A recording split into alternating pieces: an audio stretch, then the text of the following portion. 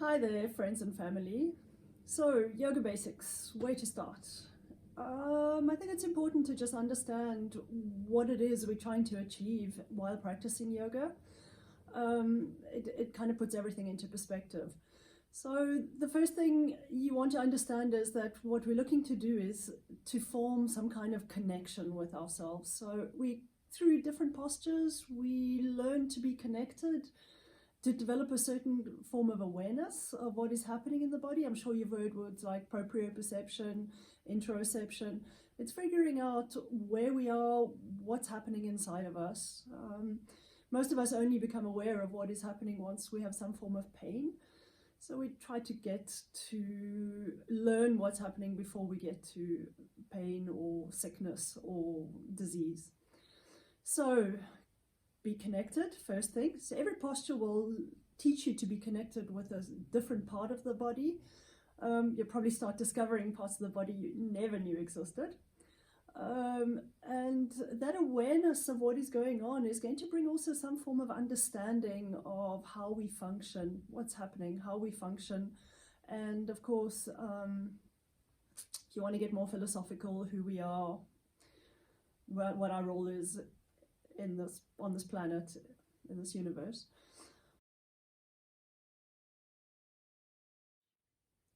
So the second thing to be aware of is that we're working a lot with energetics. So we're trying to develop an energetic awareness of what is happening in the body, especially developing through the feet and the legs.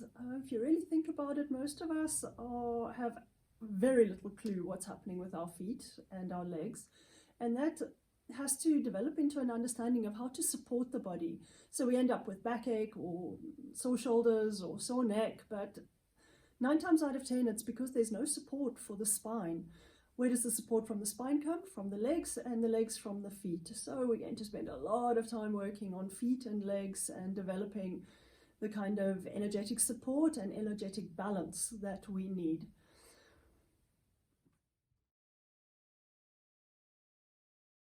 So number 3, from a physical perspective, we want to start to create more extension and space.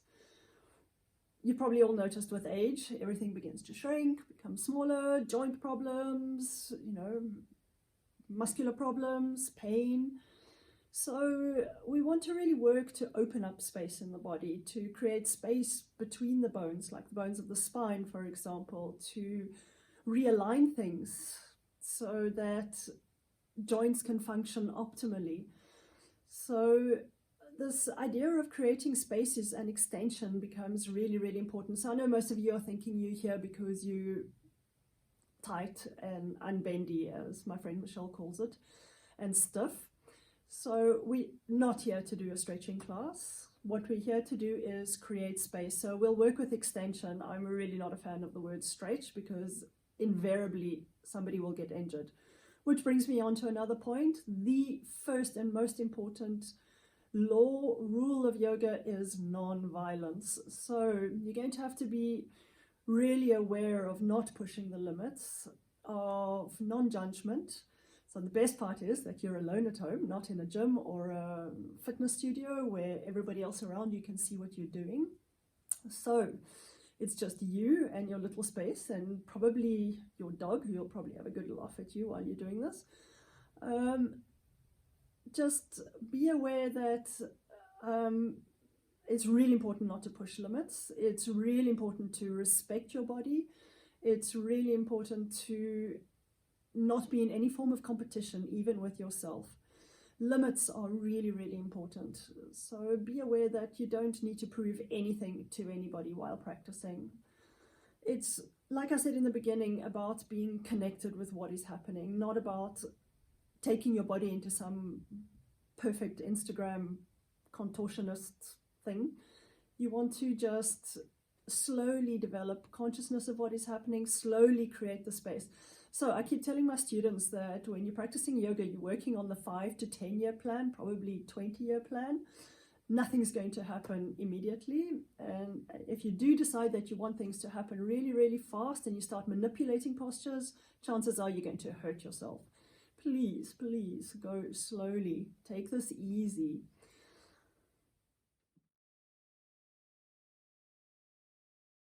And then, of course, I've already mentioned this, but something that we will work a lot on is alignment, especially the alignment of your bones. So, for example, knee problems very often are created as a result of the fact that your tibia bone, your shin bone, is not well aligned with your thigh bone. So it will create friction, especially when there's a lot of movement going on. So we're going to use the muscles to bring bones back into alignment. So creating space, especially around joints, and then protecting those joints. So we have to be really, really careful not to push weight into joints either.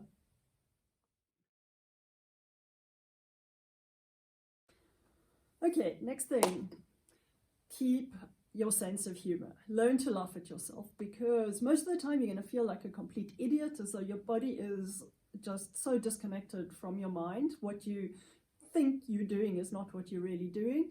You're going to be faced with things that are blocked and tight and unbendy, and you're going to feel ridiculous at some point in time. There's always a new challenge in this practice. So meet yourself where you are in a non-judgmental way.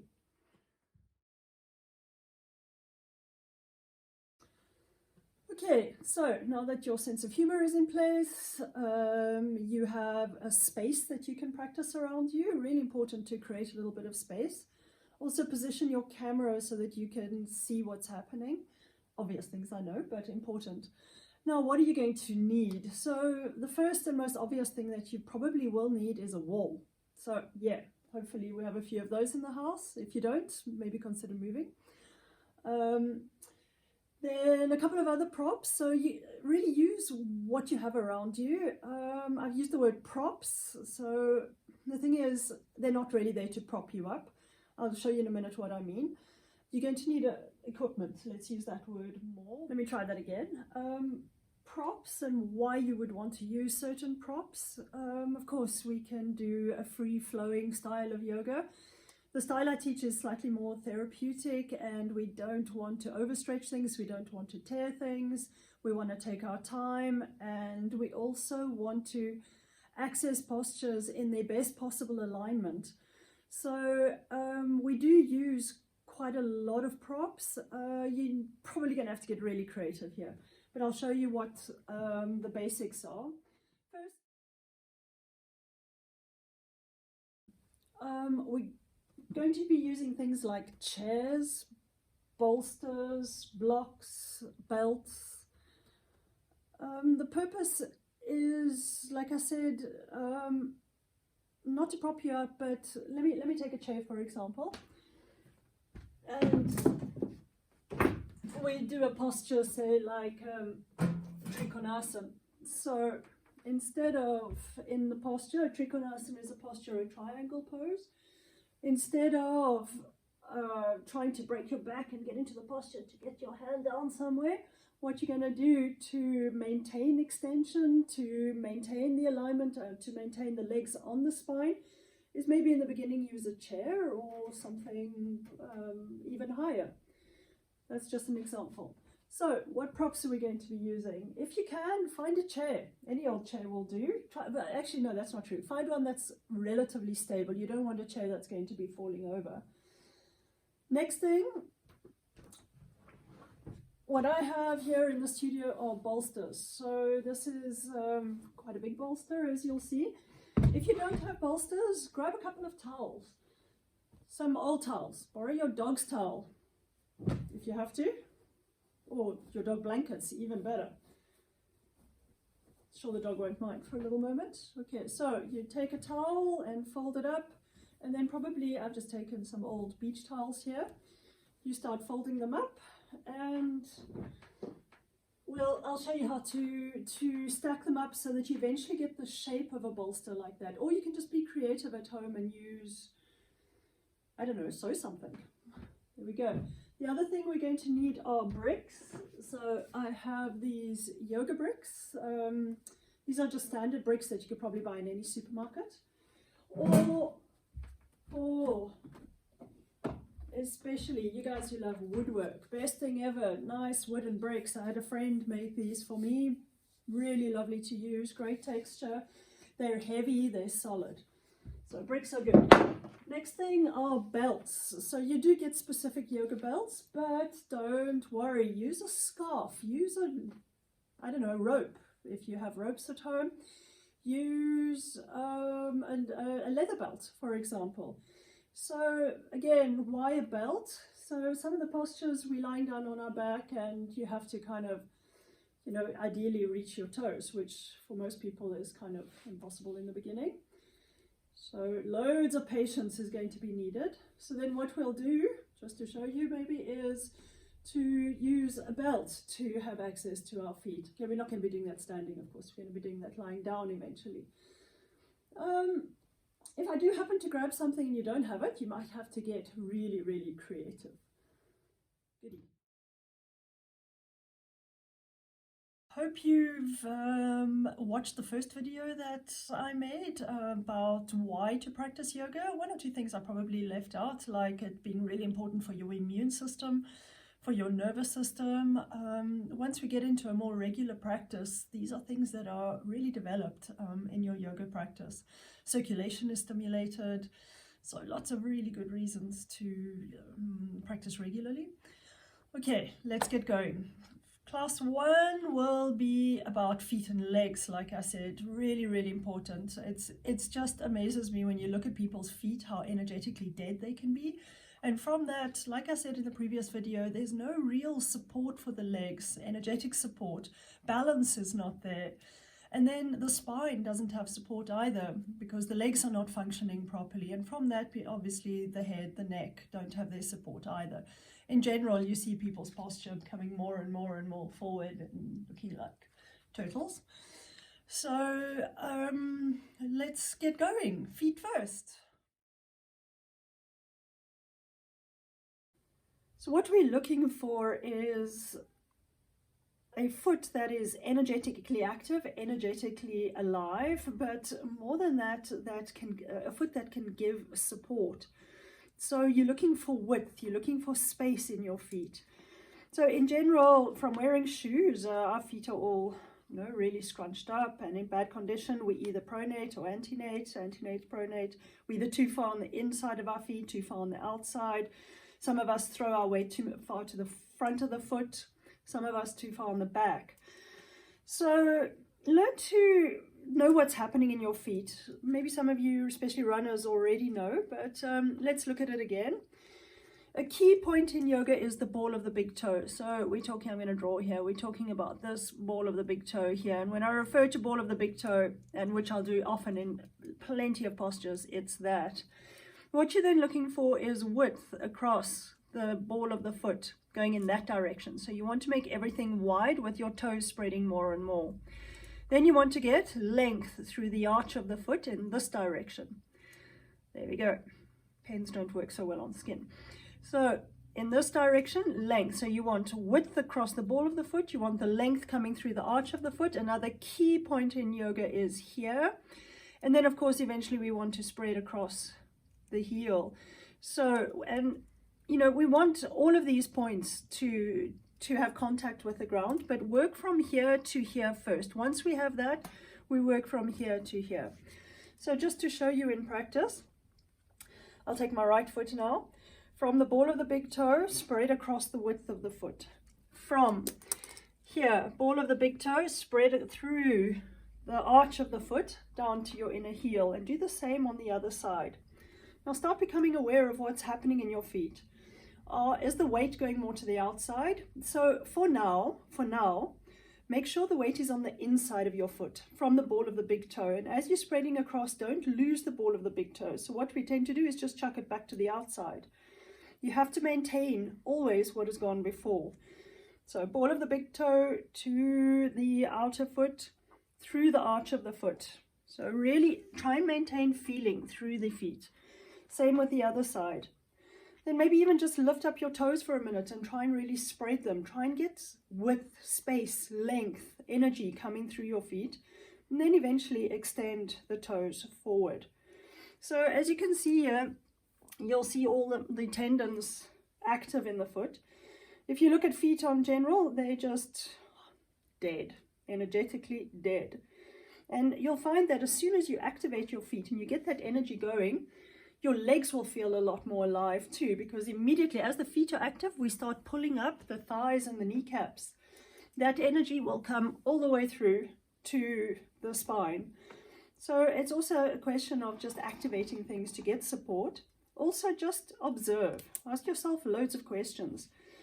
Have you got more weight on the right side of on your right foot, or more weight on your left foot? Is one foot more active than another? Is one foot carrying more weight than another? So, especially women who tend to carry babies on one hip, or guys too, I imagine. Handbags, you know, all kinds of habits can create this falling of weight into one side. So if it falls onto the foot, in general, it'll also go into the hip, and then it'll go into the spine, where all these imbalances are created. So just be aware of how you are on your feet. Are your feet balanced? Are they carrying you? Where's the weight going? Keep looking at this. And even when you're standing in queues, okay, it's not such a good idea to go to any supermarkets or anything now, but wherever you're standing, be good on both feet. Be aware of your bad habits. Are you throwing your weight around, or your feet out? Because generally, if you have your feet out like this, what will happen is that this tibia will start to turn outwards. Your femur is coming inwards, and then you'll start creating all kinds of problems in your knee joints. So that's feet. Bearing in mind that I'm doing this video for quite a wide range of ages, so from under 20s to, I don't know, 60s. So we're going to start off really slow with really some good basics. Like I said, trying to activate the feet and the legs, getting access to the hips. So I teach a style called Iyengar yoga, where the details are really, really important. So probably if you're younger, you're looking for some kind of flow style, a vinyasa style of yoga. We'll get there eventually, but be aware that you take all of these basics into a more advanced and active practice.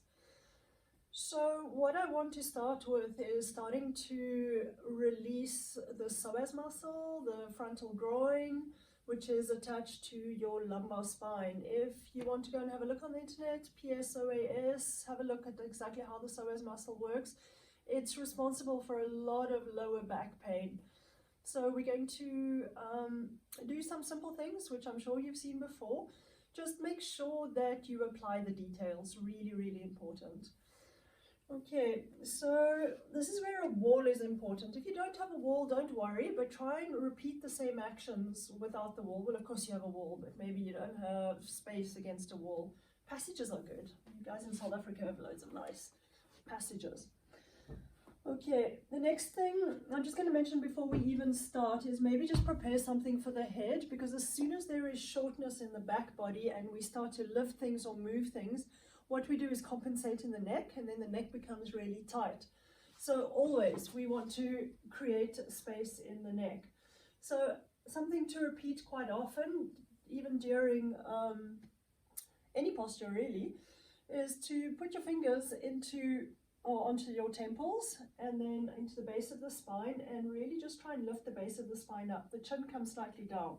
So we're not wanting this kind of thing to happen, shortening of the neck.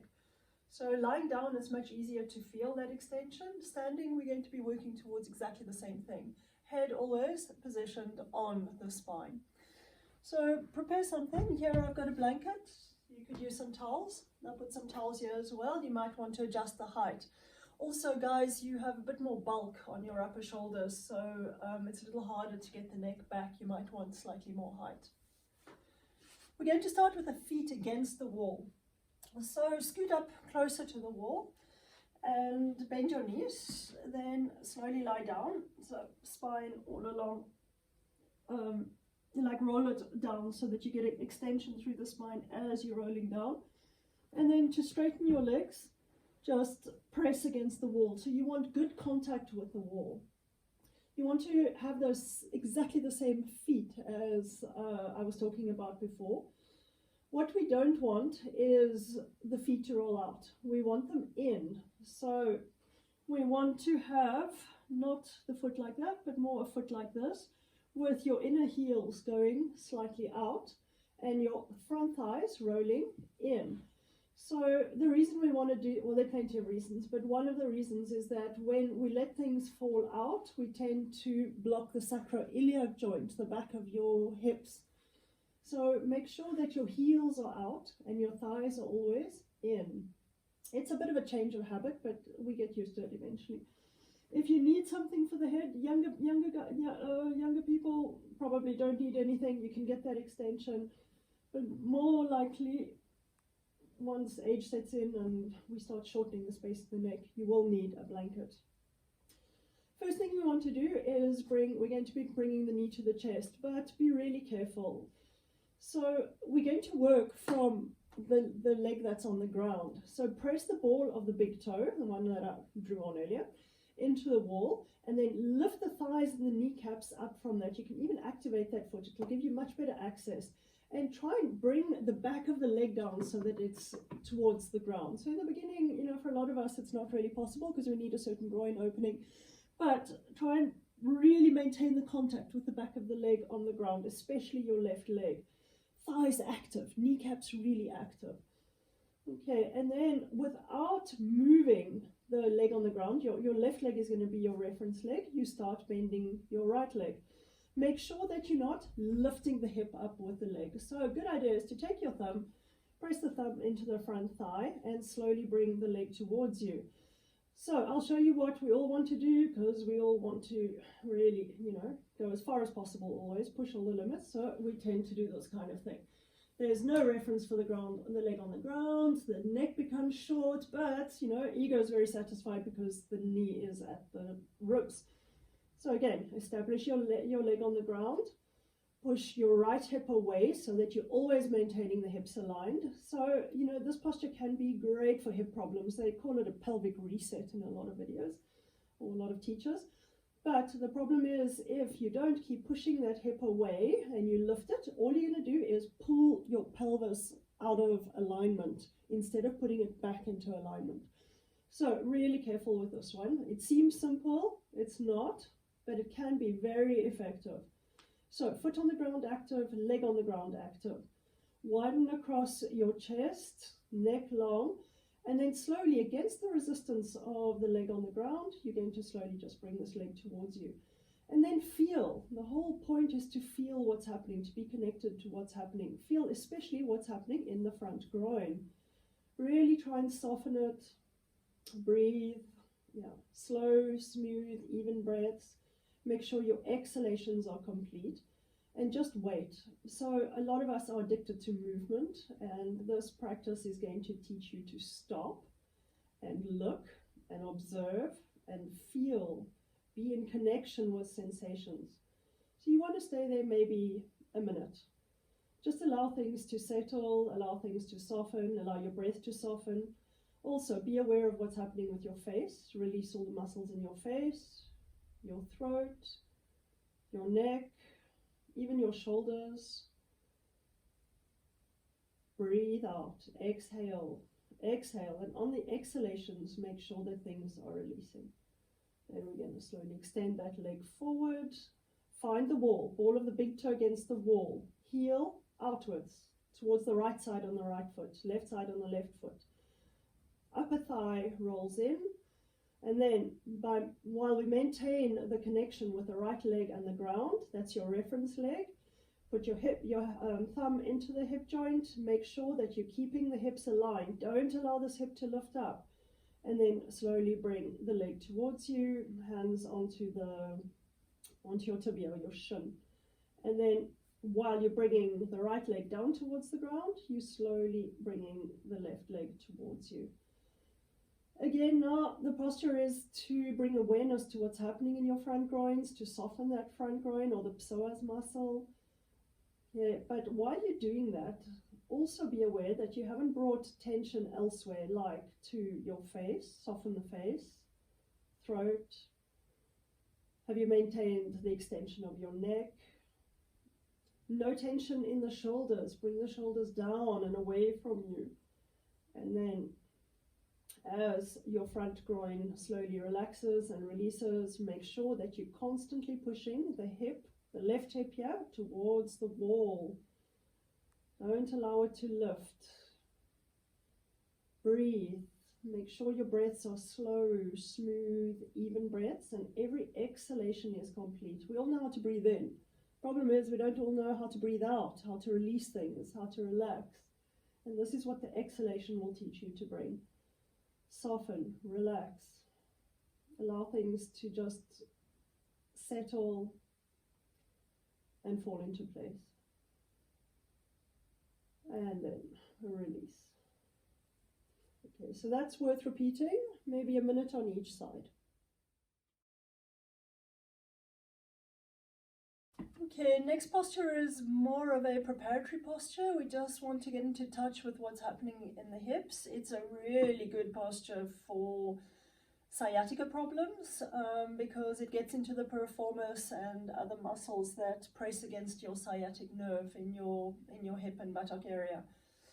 So we're going to be lying down again, or stay lying down if you were there already.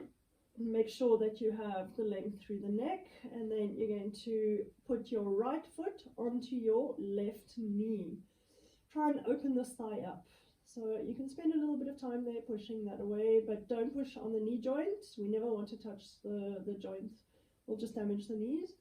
But try and gently open the thigh. So for a lot of people, that might be the limit. If it's not, slowly lift the left leg up, and we want to bring the hands around the shin bone.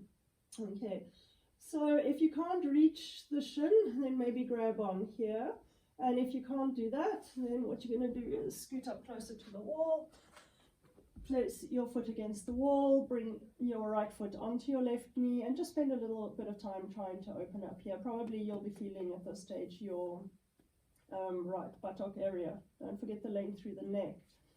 Yes, I'm going to go back again to where I was. Right foot on, and then just slowly try and bring your shin bone towards your chest. Okay, my apologies here. I normally teach in French. I never teach in English, so every now and again I struggle to find the words. So again, width across the chest, or the clavicle bones, length through your neck. So the habit is normally, as soon as we are faced with something, either physical or emotional, all the attention goes to the face, throat, neck, usually the abdomen as well. So just be aware that you have released all the muscles in your face, throat, neck. I'm going to repeat this a million times, but don't worry. And then allow the right leg to move away from you, and slowly just be in contact with what is happening in this entire hip region. Your piriformis muscles, there's 6 deep muscles there which pull really tight against that sciatic nerve, or especially the piriformis, but becomes very tight, may also be the cause of hip problems. Just slowly breathe out. Be aware of softening on your exhalations. And also, you just want to bring your awareness to the area. You want to start understanding what's happening in it. So feel, what are you feeling?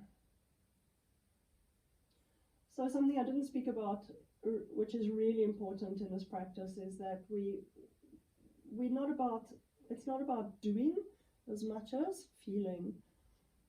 So don't think that the more you do, the better. Sometimes it's really good to slow down, spend some time in a posture, observe, feel, and also it gives the body some time to change, to relax, to get rid of the tension and the contractions. Okay, and we're going to change. Left foot onto the right thigh. So the reason I'm keeping my foot flexed like this is because it brings the tibia bone towards you. You don't want this turning out to end up overextending the inner knee. But at the same time, you want to push this leg away. So again, spend a little bit of time just getting the opening of this groin area, pushing that away from you. So groins and adductors, the inside leg, start pulling really tight against the hips as well. So we want to just slowly start opening that up. Remember, those who don't have access here, you scoot towards the wall, foot against the wall, and just work at opening up. Okay, if everything's okay there, slowly lift your shin bone up, either catch it here or here. But watch what happens to the neck. You know, we immediately tighten the neck, all the tension goes into the shoulders.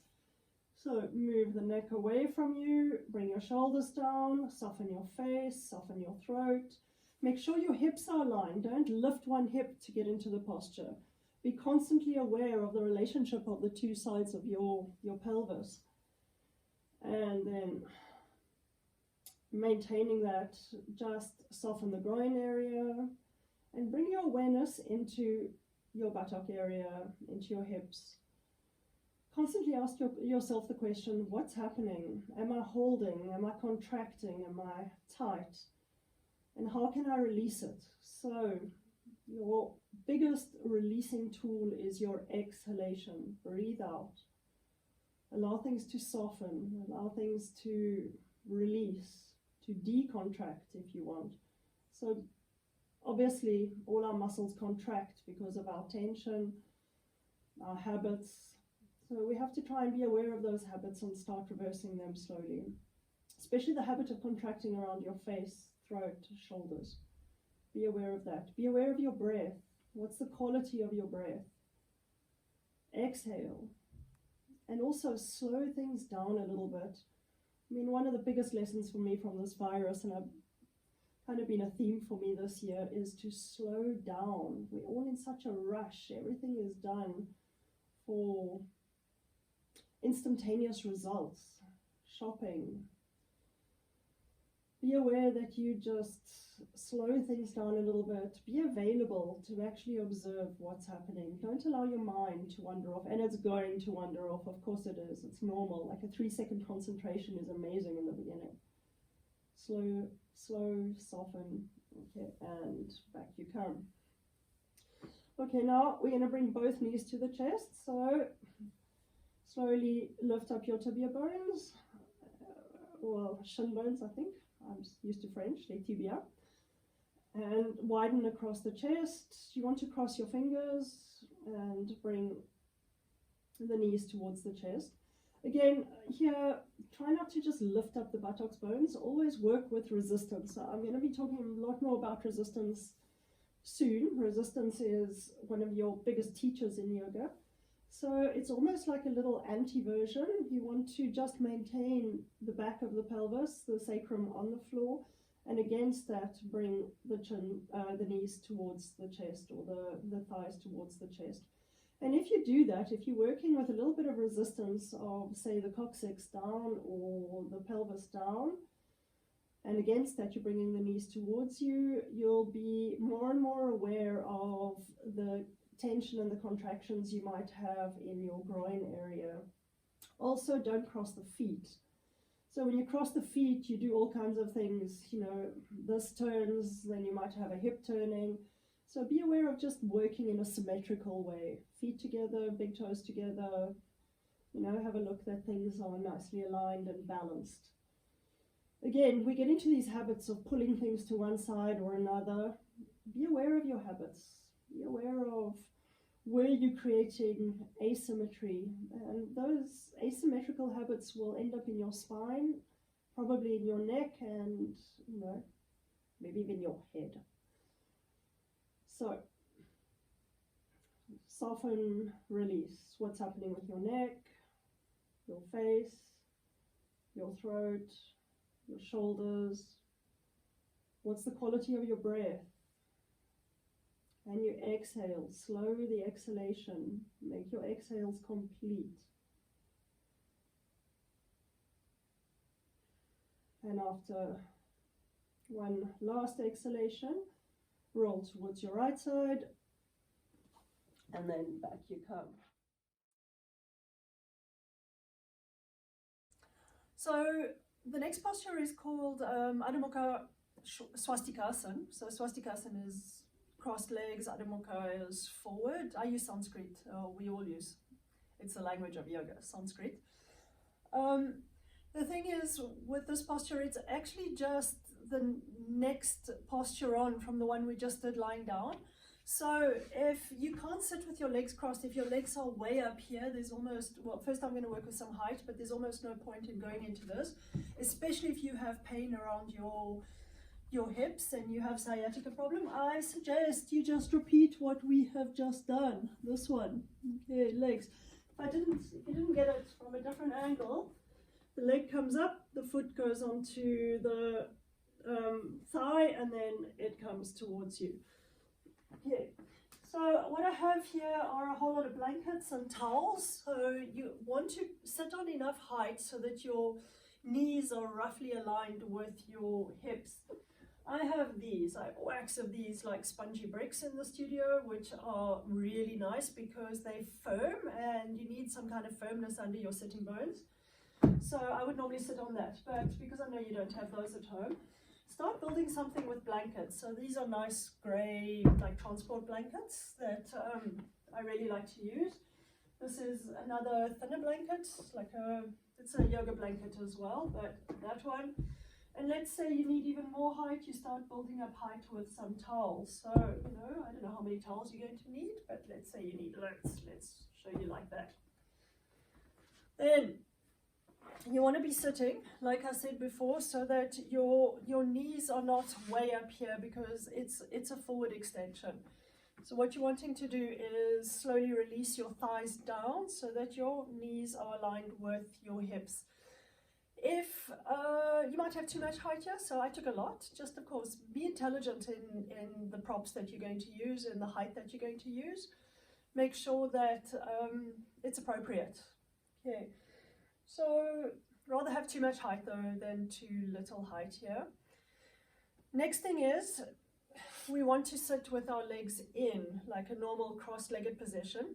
If you're wanting to get into these muscles around the hips, you're wanting to really bring your legs towards resistance. So this is going to be really uncomfortable for a lot of you. Thighs more and more parallel and your shin bones more and more forward. So if you look at your legs, you're wanting to create like squares with each of your legs, and rather have the shins too far forward as well than too close to you. Because as we're going to bring the pelvis forward, we're going to get deeper and deeper, like I said, into these muscles here. So activate your feet and then work at extending the spine. So like something that yogis do a lot that you probably find is they pull the buttocks out, back and out, each of them. And it gets you to spread your sitting bones so that you really get width between the sitting bones. But it becomes like a bit of a tick eventually. Not a bad one, but you know, just to be aware. Okay, you want to be evenly sitting on both your sitting bones. Be aware that you're not leaning over to one side or another. And then the habit is to be too far back on the sitting bones. So maybe I should show this from the side. It might work a little better. So when I say the position of your hips is really important here, you're taking enough height so that your sacrum is nice and straight. You don't want it falling backwards. As you fall backwards, you can see the spine becomes rounded. We close off the diaphragm. We're wanting to work towards extension. So that means coming forward slightly on your sitting bones. I might just get Roger to help us here. Roger's my favorite skeleton. Slightly forward. Okay, so once you've got your back nice and straight, you've positioned your legs into a square on each side. Slowly start tipping the pelvis forward and come onto your fingertips. Like I said, if this is too much, you're going to do the position we did before. The knees to the one foot on the thigh, knees to the chest. Any forward extension in yoga, you want an extension of your spine. So it is not about getting your head as far down to the ground as possible. That just really satisfies the ego, but does absolutely nothing for your hips or your spine. So you're coming forward slightly with an extended spine. So what we don't want, in other words, is this kind of thing. It serves absolutely zippo purpose. It's not getting anything to happen around here. And we're working to release the hips to get space. So again, allow the hips to come in a circular action, circular motion forward. Maintain the length of the spine. Maintain the space between the pubic bone and the sternum bone. Sternum bone up and then forward. Keep the width across your shoulders and then slowly walk forward. So for some of you, you can probably go quite far and eventually release the head. But don't be tempted to go far. You're not in competition with anybody. You want to be connected with what is happening in your hip area. So just feel what's happening. Be connected with what's happening, as though you're trying to penetrate into the tissue of your hips, the tension, the contractions that you hold there. Be aware of them. Be aware of the tension you might hold in your face, your throat, your shoulders. Again, don't pull forward with your arms. Make sure you're maintaining. I often will refer to trapezius muscles. These are your shoulder muscles that need to come down always. Bring the shoulders away from the ears. So that stays down. And the neck long. Bring the neck into the extension of the spine. Breathe. Make sure your exhalations are complete. And with each exhalation, be aware of trying to release all the contractions around your hip area. Release your inner thighs. Any tension that you're holding, begin to exhale. And it's not going to happen probably today, but it will eventually. Eventually the body begins to understand and your habit changes from contracting to releasing. Come back slowly. I'm going to just take away a little bit of height here. It's a little bit too much for me. And we change the crossing of the legs. So if you had your right leg in first, now you put your left leg in first. Again, walk your tibia bones forward, your shins. You don't want the legs here and then forward. You'll find that it's actually quite easy to go forward. Again, very satisfying for the ego, not very much going to be happening for your spine or your hips. Walk your tibia bones forward, shins, thigh bones parallel. Already you want your hips to have a slight tilt forward, so you can't start here and then expect to go forward. You want to start with an extension of the spine and then go forward.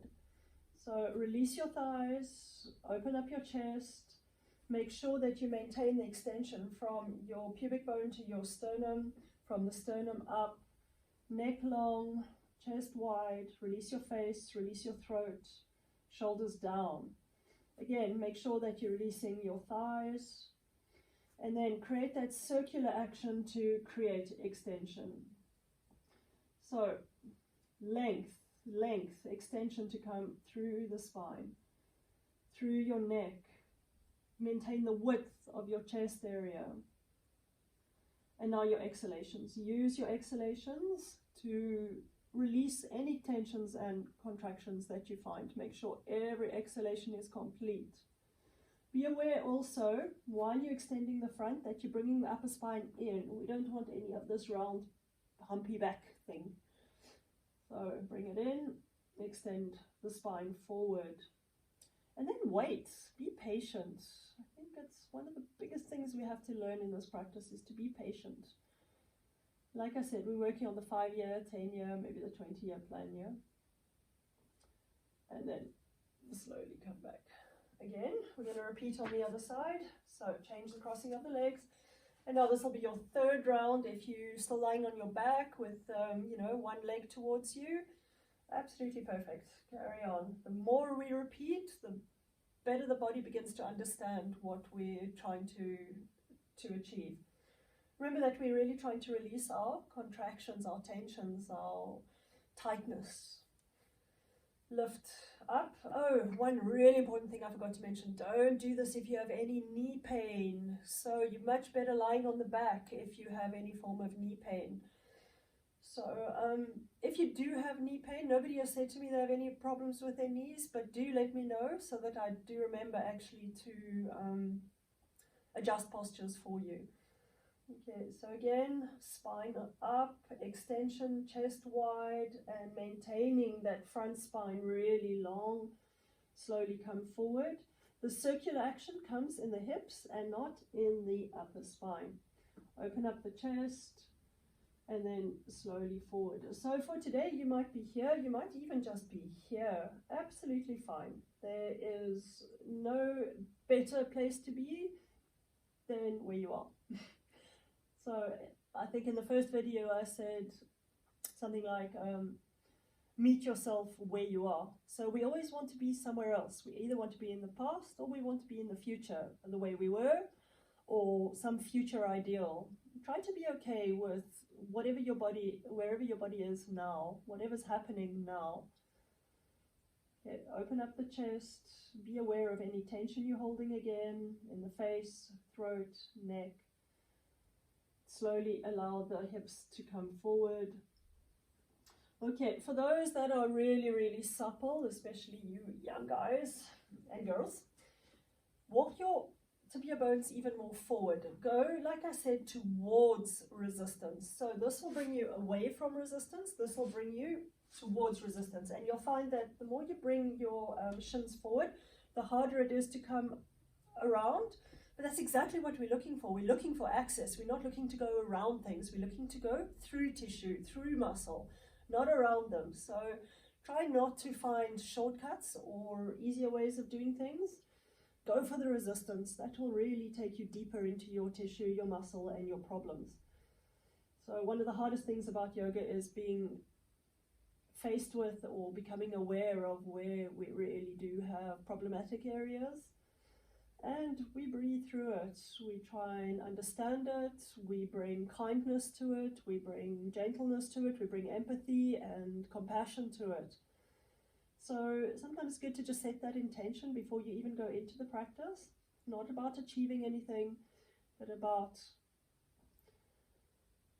having a better relationship with yourself, compassionate, empathetic relationship with yourself. And you do that by approaching that when you're faced with your tightness and your contractions and your stiffness and your difficulties. Come back, let's change. I'm not showing final postures here because then you just get too tempted to compete. Hips forward, front spine long, and arms forward. Keep the width across the chest. So from the front, we don't want to be doing this. We want to keep the chest wide and open. And then throat soft, neck long. Make sure the back, your eyes are soft as well. And then slowly come forward. For those who can. If you can't, be okay with wherever you're at. Release your thighs as well. Be aware that we contract, so release those contractions. And releasing around the hip area might take, like I said, months or years, or it might be really quickly if you're lucky. Be aware of your upper spine. Don't allow it to become round. Bring the upper spine in, front spine long, and then slowly more and more forward, head long. Okay. If you do have, something at home to place the head on, that's not a bad idea, to place the head onto some form of support. That's not ideal. You want something a little wider, maybe something softer as well, maybe build up. Something like those. There we go. And to place your head on, it just helps to release and soften the mind as well. And once again, change the crossing of the legs. Those who are lying down on the back, you can change as well, obviously. Again, find how much resistance you need to work with. So if you're really tight, the legs might be a little closer to you. If you're a lot more supple, bring the legs further away from you. Buttocks bones out and back. Lift the front spine and come forward. Okay, release your inner thighs, upper spine in, front spine long, neck long. And again, be aware of your face, your throat, your neck, any tension you might be holding in your shoulders, width across the shoulders. Again, watch the quality of your breath. Finish every exhalation. And use those exhalations to begin to release your tightness and your contractions around your hip area. So each crossing is going to also make you aware of the difference in the hips. You'll have one side more than likely a lot tighter than another side. It's totally normal. If you like, if you're doing this again and again, stay longer on your bad side. So if you're doing, say, 1 minute on the left side, but your right side's your bad side, you'll want to do maybe 1.5 minutes on your right side, 1 minute on the left, 1.5 minutes on the right, to try and even things up a little bit. And for those who are going a little further, you can go a little further. Again, release your thighs, release any other contractions or tensions you might be holding, and slowly come back.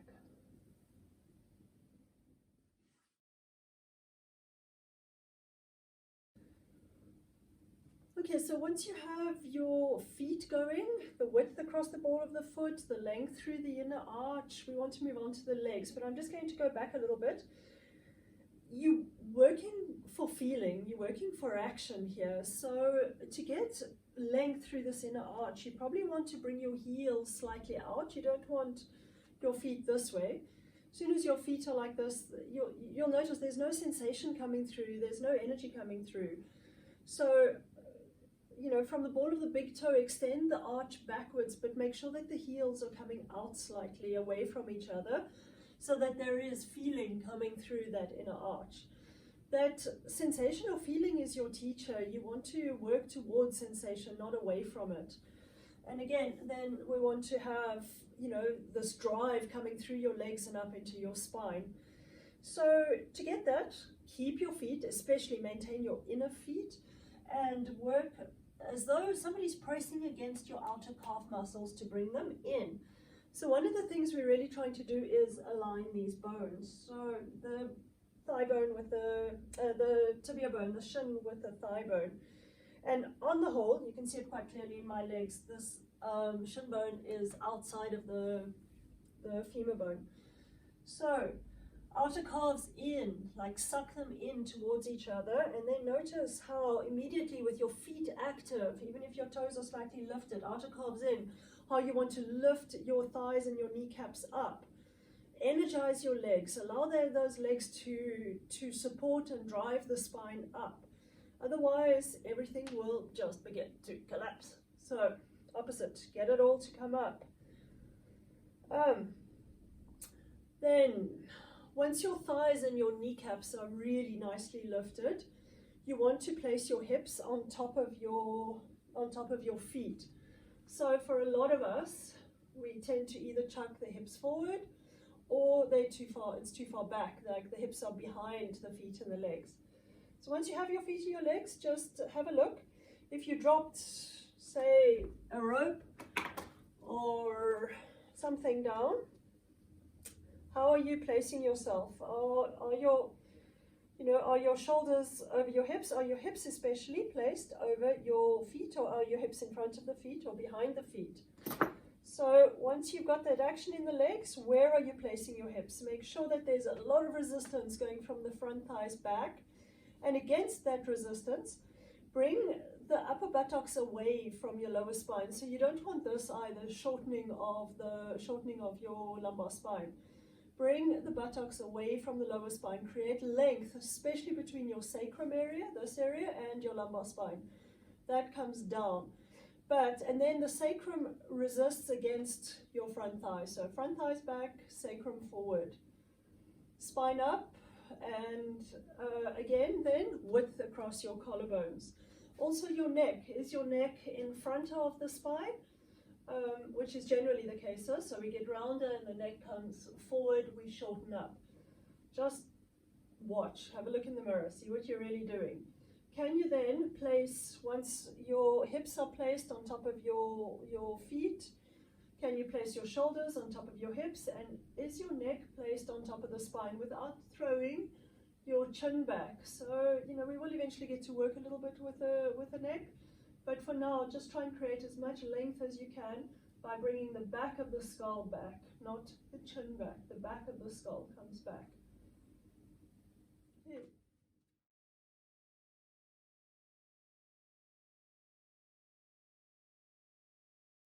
Okay, so all those leg actions we want to take now into Uttanasana. So, you know, this folding forward bend, just don't fall into the trap of thinking that you are a wonderful person if you can touch your toes.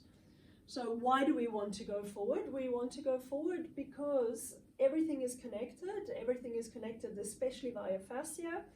And as we release the back legs, the fascia, the muscles in the back leg and in the hips, we tend to create more and more space for spinal extension forward. So disconnect yourself from your need to prove to anybody that you can do anything special, because chances are you're probably going to tear a hamstring if you do that. Work slowly, work carefully. Start with a chair maybe. And if you have a mat that's a little bit slidey, or you have a chair that's not too steady, better to place the chair against the wall. Okay, we can always move the legs back, but it's good to just measure roughly where you are, where to place your feet for this one. If you need more height than that, like a kitchen counter is great for this. You can maybe build it up with a couple of bricks like this, you know, for your arms, because we're wanting to create length, we want to create extension. Actually, I was showing you Adho Mukha Svanasana, the downward facing dog. So now we want to go forward. Again, make sure that your feet are prepared from the ball of the big toe out to the little toe, width across the ball of the foot, length through the arch of the legs, and lift up through your inner leg. Make sure that your calf muscles are nice and active. Lift up the knees, lift up the thighs, and try and maintain that, and then go forward. So chances are you're probably around here somewhere. You're looking for a spinal extension. We don't want any of this. If you start getting into the habit of working with a round back, you're probably going to create herniated discs. So even if you do have a herniated disc, you want to obviously create more space and create more extension. If you don't, be careful of not creating one. Okay, so we're coming forward, maybe even a little bit more if that is your limit. If it's not your limit and you can go a little bit further down, then use, you know, the chair maybe here. If you can, put your hands on bricks, or maybe, you know, I don't know, create something so that it's the right height for you to create spinal extension. So it might be here for most of you, and start here for even those of you that are a lot more supple than that. Again, find your inner feet, find your inner legs, outer calves in. What we're wanting to do is create extension, but at the same time create enough energy to drive the spine forward, to create space in the spine. And then slowly, maybe you can bring your bricks down. Don't lose that extension. Keep working your legs for your spine. Keep working your feet for your spine. And there's a circular action going on here. So we're not trying to leave the hips behind and then try and extend the spine forward. It's not going to happen. You have to have all the action in the legs to get the extension to come forward. For you young, sprightly guys, if you're feeling that you can, your abdomen slowly starts coming down towards the legs. So again, don't be tempted to just collapse the entire posture forward. Make sure that you have the support of your legs, that you have the support, the energy to extend the spine forward. And then eventually the head can release. If you can go further, go. But if your posture is here, stay here, be good here. It's great to be here too. And then come up.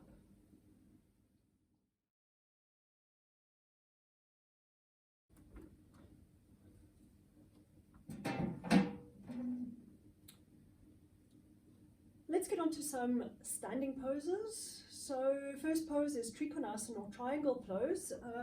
Just to maybe just show you the pose in its final form. It's this pose. Sure, you've seen photos of it, and come back.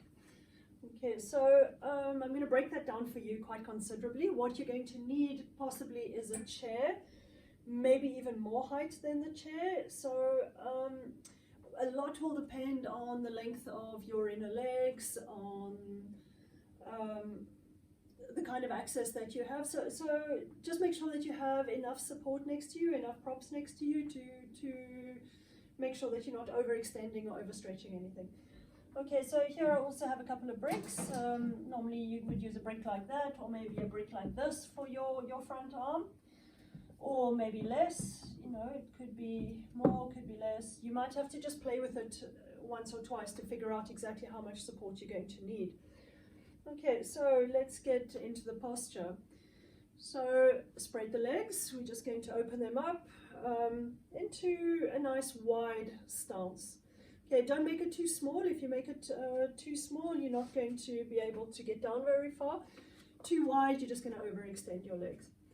Okay, so from here, find your inner feet, ball of the big toe through the inner arches. Extend the arms up, extend the spine up.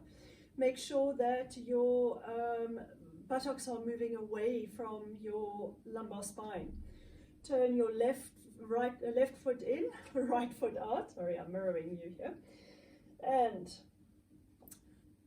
put your hands on your hips actually, and find the ball of your big toe. So in this posture, the feet are the most important things. From the feet, we find the legs, and on top of the legs, we're going to place the spine.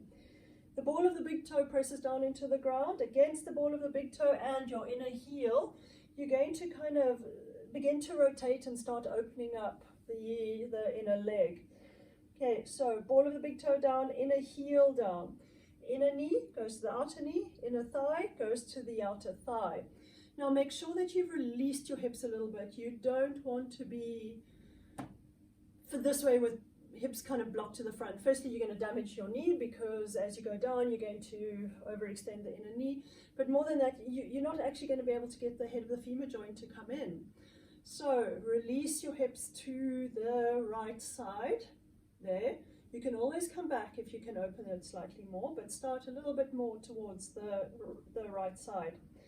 Okay, press your right foot down and then maintaining inner knee to outer knee, inner thigh to outer thigh, start extending down. So this is where we want both sides of the spine coming down at the same speed. We don't want a round spine, we want extension through the spine. Again, length, extension. So don't go for just bringing your hand down and putting the spine in front. It's not going to give you anything as far as extension of your inner legs and opening of the hips go. So slowly come down with both sides of the spine long. And this is where you might decide that you're going to need a chair. The chair should be slightly closer to me. A chair, more bricks, whatever the height is that you're going to need. Be intelligent in your choice of props. Bring your hand down onto the brick, and the brick is not way forward. You want your hand placed underneath the shoulder. Okay, now maintain that right side. The right side is your reference. Try and maintain the legs straight as well. Both sides of the spine really long. Now, inner left foot long. So from the ball of the big toe to the heel, extend. Lift up the thigh and the kneecaps. Maintaining the right side, bring the left side again, back. So your left thigh presses back, your left hip starts to press back, and you rotate. Your waist, your chest all rotates around towards the ceiling. And then lift up the arm and turn the head. And inhale, up you come. Turn the foot in, and then you might want to move your chair or your bricks, whatever you're using. Again, right foot comes in, left foot comes out. Ball of the big toe, really important. Inner heel, really important. Maintaining that foot. Inner knee to outer knee, and rotate your inner thigh to outer thigh. Bring the buttocks away from your lower spine. Okay, make sure you keep that. You don't want to go into an arched back here. Okay, now release your hips slightly, and then femur joint comes in, length through both sides of the spine, and bring your hand down onto whatever support you have. Again, make sure that your spine is placed on the leg, not in front of the leg. Of course, you're going to go down further if you place it in front of the leg. But try and just take enough height to make sure that you can maintain the extension of the inner leg and the length of both sides of the spine.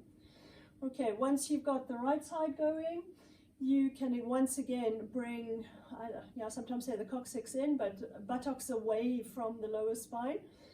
And then inner right foot, really, really long. Press your right thigh back, and once you've maintained that, sacrum comes in against that right thigh, so it's like pushing one against the other, which opens up your back groin area. Spine long and turn. Bottom of the spine, middle of the spine, upper spine, turn. Lift up the arm, extend through the chest, and you can turn the head. Breathe. Inhale, up you come, and turn your foot in, and come back to Tadasana, the standing pose. So there's no particular, dogmatic place that you want to put your feet. You want to put your feet where they're going to support you. So for a lot of people, that's a little bit wider. For a lot of people, there's no access if the feet are together. So decide where for you can feel really stable, where you have feeling coming through the ball of the foot, of the arch of the foot, and where you can really, get the legs to support you. Kneecaps up, thighs up, outer calves in, buttocks away from the lower spine, from the lumbar spine. Is your spine placed on top of the hips? Are your hips being placed on top of your feet? And from there, widen across the chest area, neck and head placed onto the shoulders. Even if you want, you can close your eyes for a minute. Just breathe. Just calm everything down. Make your breath soft, slow. Exhalations complete. Find your balance again. Feel what's happening. Breathe.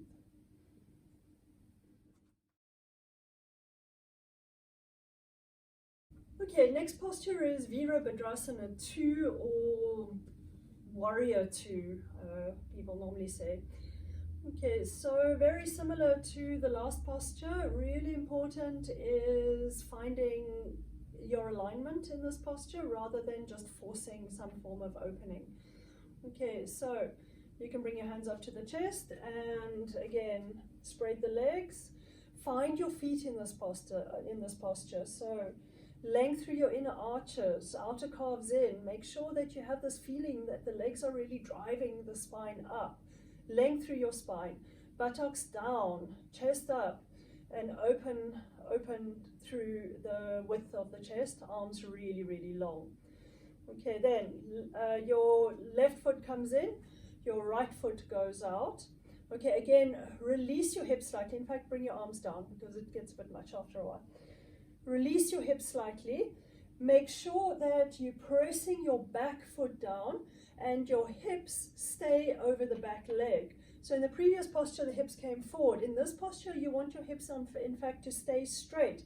And the spine stays on top of the hips. It doesn't go ahead of the hips. It has to stay on top. This gives you a really good opening into your back groin or your psoas muscle. Okay, so press that back foot down really strongly. Extend through the back leg. Press the back thigh down. Sacrum down. And from there, make sure when you're coming down, so the hips have to be slightly released here again, like towards the left side.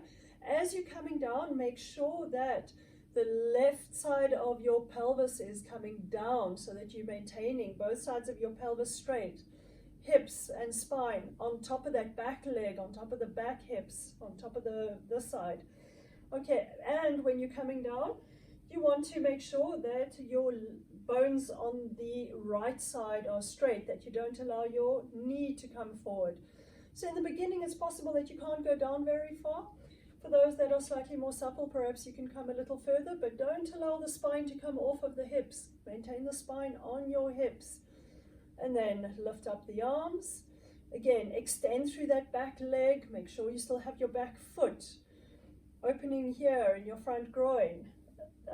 Your tibia bone or your shin bone is aligned with your femur bone in the front. Hips slightly turned. Perhaps then, if you can, you start extending through that back leg and it will give you a slight hip opening. Left hip down. Arms up. Make sure that there's a slight twist here, so of the spine. So while the legs are maintaining their support structure, you turn the spine against the legs. Make sure your spine is still placed on your back leg and extend through the arms, open up the chest and turn your head towards the right side. For those who can go down a little, inhale, come up, turn your legs, place your hands on the hips again. So right foot forward, left foot out. Again, all the consciousness now should now be in your back leg. What's happening? Length through the back inner arch.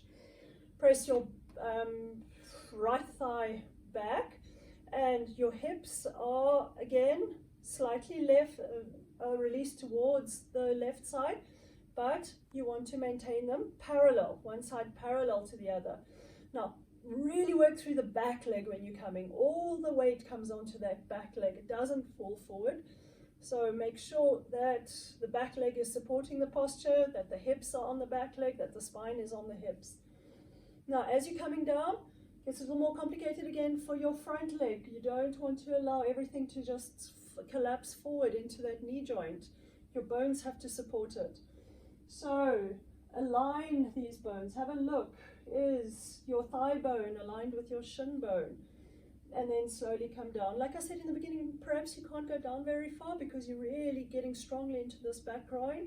That's okay. For those who can, you start coming down into a right angle. Be very careful though that the back leg maintains its extension and its support, and that you don't tilt the hips forward. So make sure that the right hip is coming down, spine nicely placed onto the hips, and then turn towards the front. So the spine turns towards the front, lift the arms up, and you can turn the head. Those that can go slightly further, slightly further. Breathe. Inhale, come up, turn your leg in, and back you come. And again, Tadasana. So find where energetically Tadasana works for you. So I know a lot of us have a habit of having our feet really close together. Experiment, see what happens if your feet are slightly further apart. Where is it that you have access to the energy in your feet, the energy in your legs, and the support that they're going to give? So lift up the thighs and the kneecaps, buttocks down, away from your lumbar spine, create space in your lumbar spine. Spine long, chest open, and then relax your shoulders. Allow your shoulders to really just be kind of relaxed on top of the spine. Neck long. And again, if you like, just close your eyes, breathe, feel what's happening. Feel the energy in your legs, feel the energy in your hips. Feel maybe the balance. Are you throwing weight one way or another? Be in connection with what's happening, and especially be connected with your breath, with the breathing.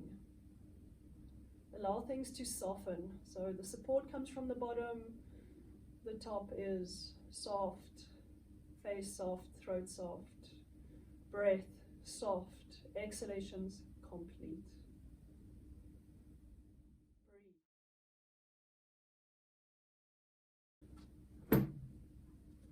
Okay, next posture is called Parshvottanasana. It's again another forward extension, a standing pose.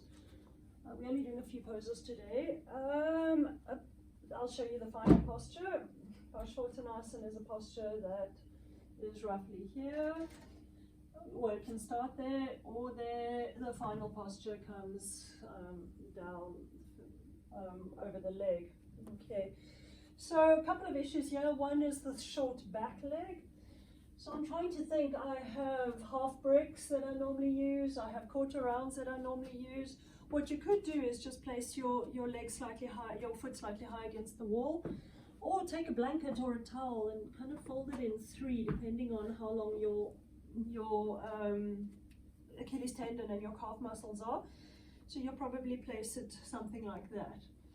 Okay, so you're going to take your right leg forward, left leg back, extend through that back foot, but now you want both hips facing forward.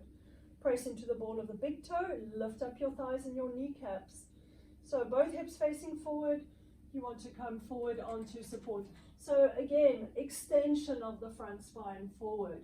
No round humpy backs, nice long extended spine. This is the front spine. Extend the front spine forward. Widen across your chest. For those who can, you can go a little further. Don't feel any pressure to go somewhere where your body's not ready to go. You're just going to be doing damage. So extension, create extension, and be patient. Wait, it might be a few years there. No problem. Nobody's judging. And then for those who can, you come down further. You know, maybe place the leg onto the stomach, the abdomen onto that front chest.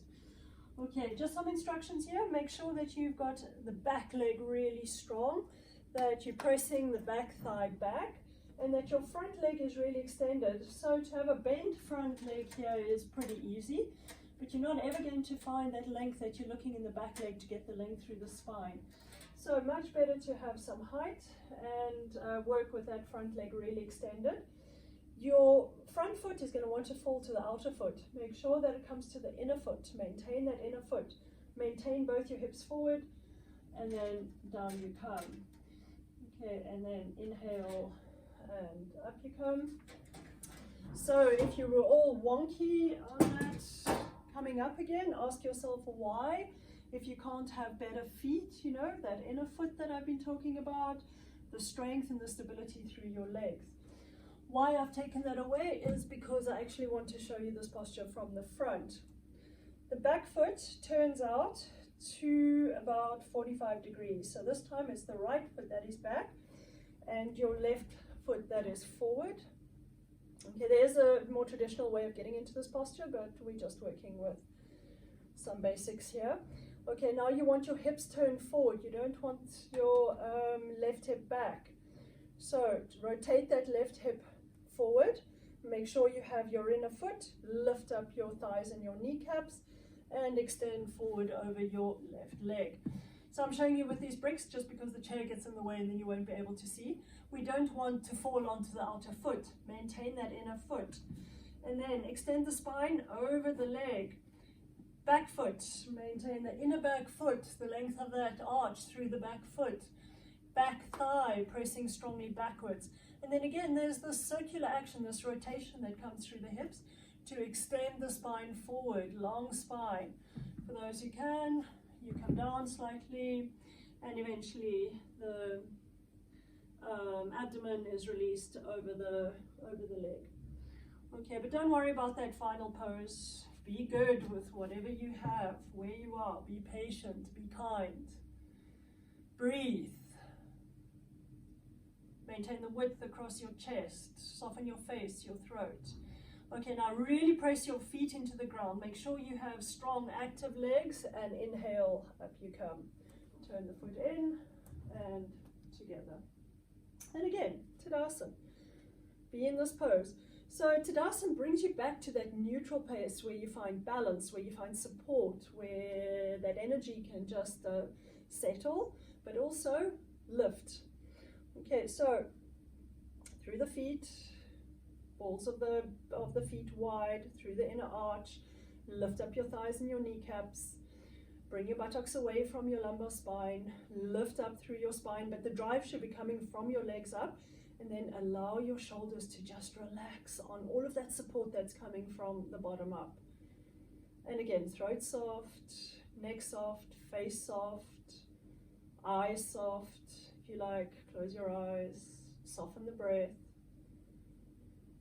Breathe. This can be quite a strong practice, especially when we're holding poses for a longer time. So it's good to just stop for a minute, observe what's happening. There's always a energetic resonance from the posture before. Feel your legs. There's that energy coming through. Feel your spine. Are your shoulders completely relaxed? Your trapezius muscles moving down, shoulders down, and release.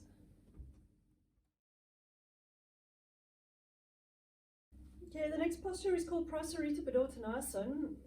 It's again a wide-angled forward extension. So spread the legs, not too wide here. It's about the same as Trikonasana was. Okay, find the inner feet, ball of the big toe through the inner arches, extension, outer calves in, inner legs up, and hands on the hips. So you might want to have a chair ready, not too sure how far down you're going to be able to go. Don't overextend. And then from the hips, extend the front spine forward. Maybe place your hands on blocks or on a chair. No problem on a chair. If you can just maintain those inner legs, your job is already done for today. Okay, so extend the spine forward. If you can go further down, further down. So we're looking to bring the upper spine in, inner legs up. If you can go further down, you and place your fingertips onto the ground. Extend the spine forward. And then for those supple people, you can bring your hands back and you slowly bring the head down towards the ground. Okay, don't worry if you can't get your head towards the ground. Just, you know, have your hands here. Bring your release your head. But if you can, you know, hands back, elbows back, and slowly down. Okay, so just some instructions here. Make sure that you still have your inner feet long, outer calves in, inner legs up. Again, the pelvis tilts forward to give that extension to the spine that we're looking for. You'll probably really feel some strong action going on in your inner thighs. Great, just be respectful of what's happening. Don't overextend, don't overstretch, and then breathe. Make sure your face is soft, neck is soft, and then hands onto your hips. Breathe here for a little bit, don't come up too fast. And then inhale, up you come, and feet together. Again, Tadasana. So feel where your feet should be placed to give you access to the inner feet, inner legs, kneecaps up, thighs up. Are your feet and your legs supporting your spine? Where have you placed your hips? Are your hips over your legs? Where is your spine? Is your spine over your hips? Chest wide, open, neck long, and again, just breathe. Allow your shoulders to relax on top of your spine. The spine is doing the work, is doing the support. The legs are doing the support, the work of the support for the spine. The feet are doing the work of the support for the legs. Make sure that energy is there. Breathe. And release. Okay, we're keeping that short and sweet for today. I'll do another video, you know, building on what we've done today. So, time to relax. Really, really important Shavasana. So the relaxation afterwards. Grab a blanket or something for your head, and then we want to be lying down. Again, slowly, you know, vertebra by vertebra, come down to the ground.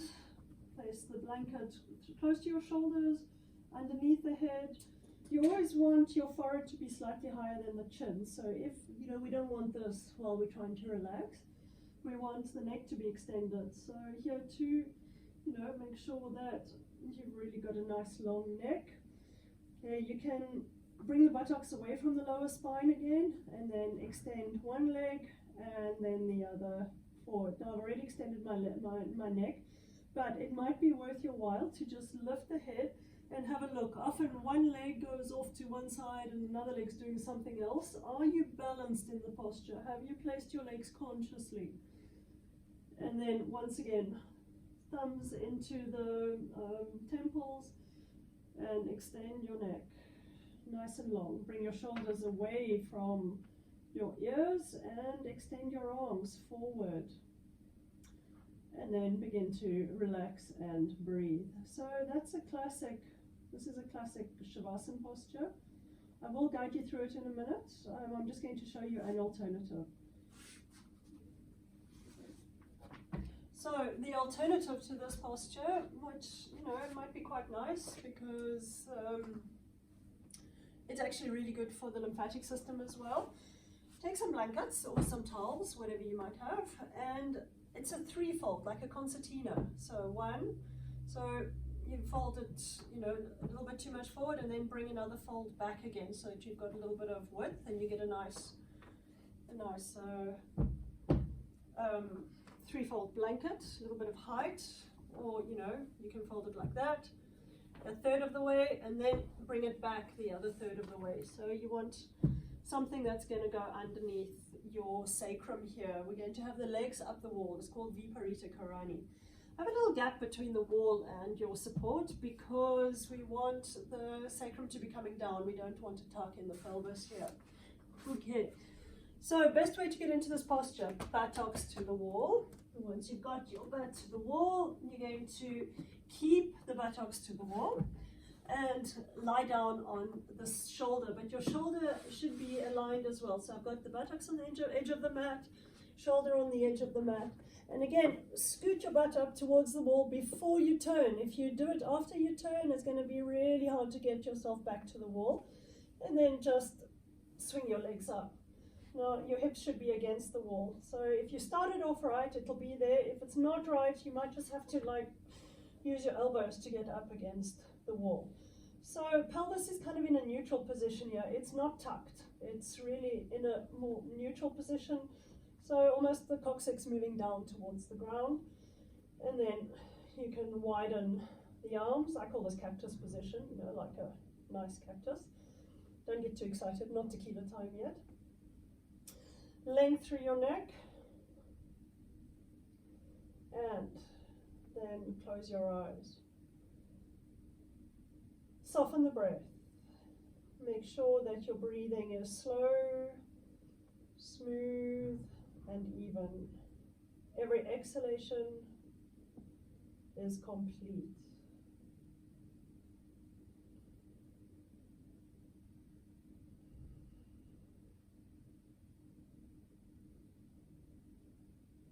Be aware of your brain and your head. And with an exhalation, allow your brain to release down towards the ground, towards the earth. As though you're just releasing all that energy down into the earth. Allow your head to feel really heavy. Allow your head to sink down into the earth. Release all your facial muscles. Soften the face. Release your eyes. And it's as though your eyeballs sink back towards the back of the skull.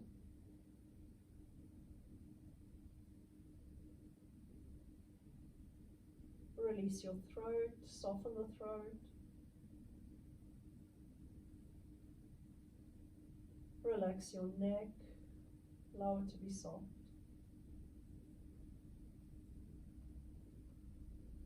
Relax your shoulders completely. Your arms completely relaxed, your upper arms, lower arms.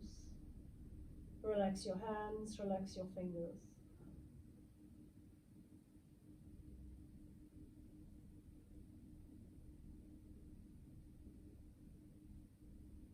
Relax your upper spine, your middle spine, and your lower spine. Allow your hips to feel really, really heavy. And then relax your legs. Allow the legs to be heavy. Again, come back to the breath. Maybe just watch the rising and the falling of your abdomen, stomach area. Make sure every exhalation is complete. And on each exhalation, allow yourself to be more and more relaxed. Feel like a deep sense of surrender.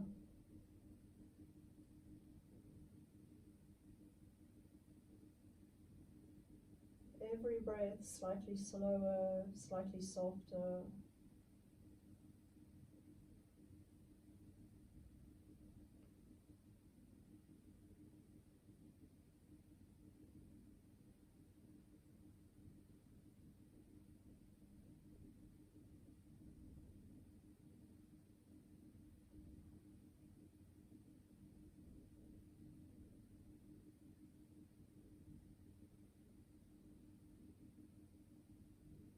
Either stay here for another 5 or 10 minutes, or slowly bend your legs.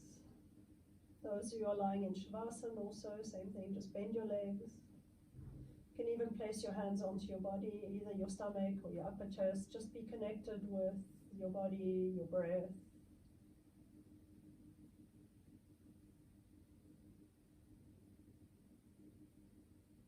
and then scoot back.